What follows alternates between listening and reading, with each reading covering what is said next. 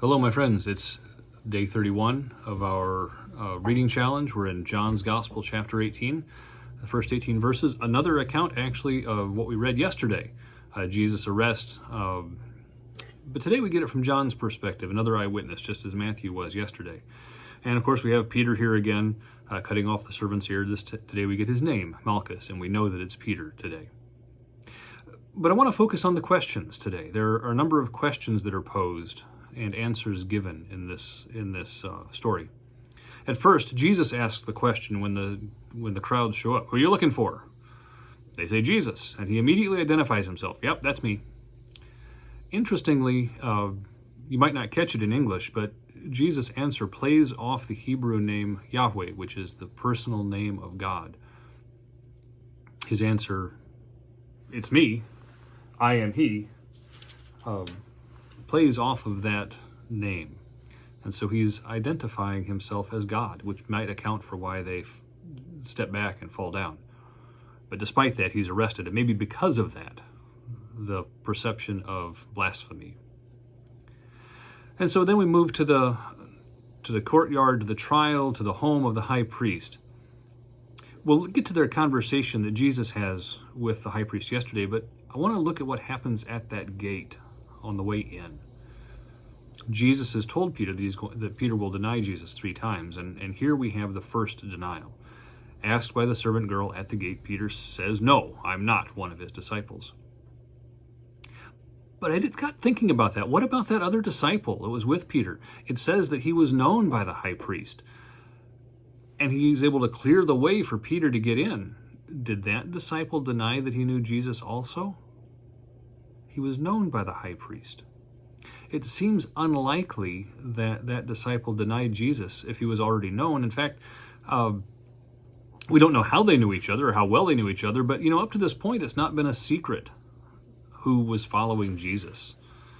They've sat with him in the temple every day. They followed him on the processional on Palm Sunday. It's no question. My guess is it was well known this other disciple was one of Jesus' disciples. And so we look at the question that the girl asks, and the way it's phrased, she's looking for an answer of no. I wonder if she's maybe teasing him. "You're not a disciple too, are you?" And Peter gives the answer she's expecting. No, not me, no. What's the risk of saying yes? It appears the other disciple's already known. And it makes sense to presume that Peter is also, because this other disciple is getting Peter in. Telling the servant girl who he is not really going to expose him to much danger. But Peter denies Jesus that first time. Maybe not even really intending to, just sort of off the cuff, telling her what she expects to hear, even in a joking, lighthearted kind of way, perhaps. It got me thinking about how we answer that question. How we answer the questions that are posed to us sometimes.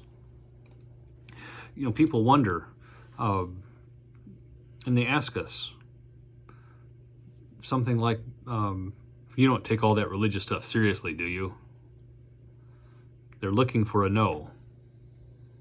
They're teasing, they're lighthearted, but they don't really expect us to take this all too seriously, really. And it's easy to say what they want to hear. "Well, no, it's, But what does that do to our faith?